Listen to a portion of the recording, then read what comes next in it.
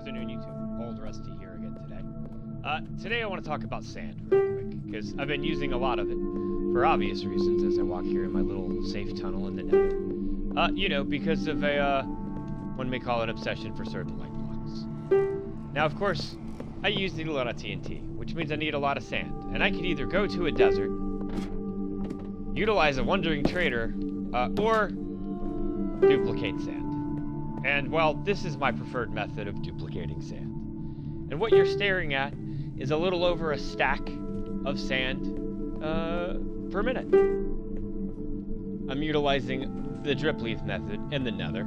Power the drip leaf and the gravity block gets all wonky. You reload this area through another portal or by quitting the game and going back in, and, well, all of these are going to duplicate in the item form while the other form still remains. I know duping can be a little bit of a, shall we say, controversial, depending upon the server you're on. Maybe it's allowed, maybe it's not. Here it is. But the condition was, no lag. Because we may have had some accidents for me building one too powerful, not collecting enough of the items. And so the goal here was a reasonable amount of sand that I could sit here and farm AFK without causing my entire realm to crash a third time. Not with this one, but with an older one. It was just, well, it was too good. Or not good enough, depending upon your perspective. So in any event, I have a single lever powering each one of these buds below. And then I have all this set up so that the allies can't really get down here. The purpose of the slabs right here is in case this duplicates over one little spot, it still gets turned into item form. Note block on a timer to keep the allies tethered to it, and then they just throw it at the throw it up here at the note block, but instead it all just gets collected into this hopper system. And for that mini drip leaf, there is actually no noticeable lag on the realm, even when other people are on, which was kind of the point. I don't want this to get in the way of anyone else's fun experience. Let me close this all up. Good old moss blocks. Now, I've got everything slabbed off so that, you know, nothing's going to spawn in here, as well as light levels with some fruit lights just to make it look pretty. After about 40 minutes of running, I've got a double chest. Ignore the anvils and dragon eggs. I was duplicating other things. Now, the ally, when you give it an item, is kind of tethered to you. That even though that note block is keeping their attention, if I go through another portal right now, within 20 blocks, they will follow me through it, and that's not going to be good. So, I have another portal, 24 blocks away. Now, I did mention AFK. First off, before I ever AFK this thing, if you decide to incorporate a similar concept in your world with about 64 drip leaf, you'll never notice the lag on that one. I don't want to, first off, always go and dump all your items off in a chest. Because don't ever trust this nether portal to not somehow kill you.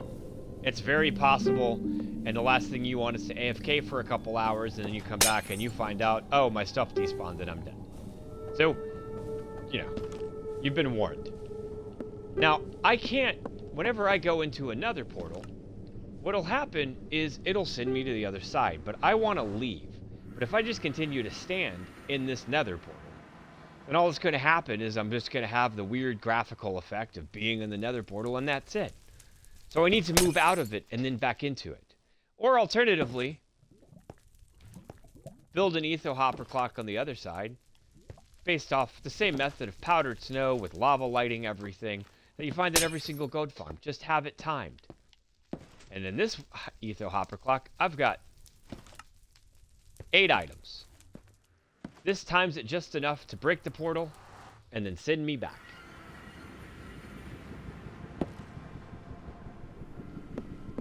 Now, the one on this side, I have 15 items in this etho hopper clock.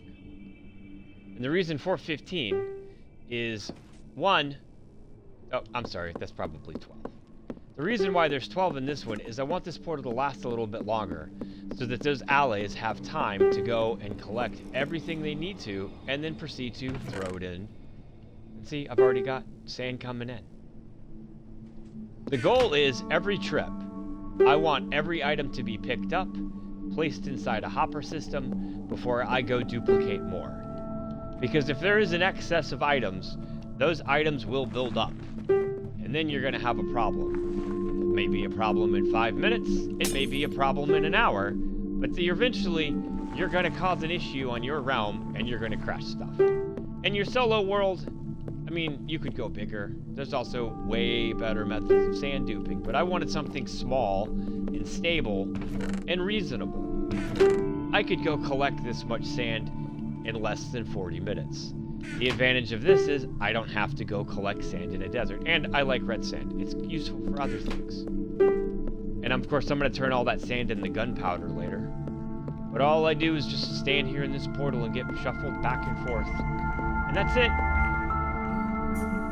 Is duping cheating? I'll leave that to the individual players and realm owners' decisions. But if the answer is you can go ahead and do it, just don't cause a bunch of lag or crash the game, consider some drip leaf. About a stack of them, and that's it. Don't push this much bigger than this.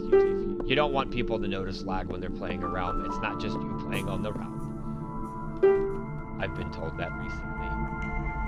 Old Rusty's learning. In any event, sorry, minor ant. In any event, go and push down, put all these powered levers. The reason why you want the mud there is so you want to break that block and not just have it fall down and then mess with your drip leaf.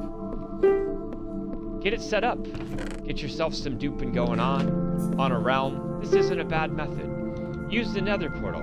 Break it, then create it again so that you just keep moving back and forth. In any event, Old Rusty's realm-friendly, lag-free sand duper. Could this corrupt your world? I mean, I guess any kind of duping could. That's what backups are for. Again, I need a lot of sand here because shroomlights don't make themselves, and I may have an efficiency 5 netherite hoe to farm with, but I'm never farming shroomlights again with it. Old Rusty out!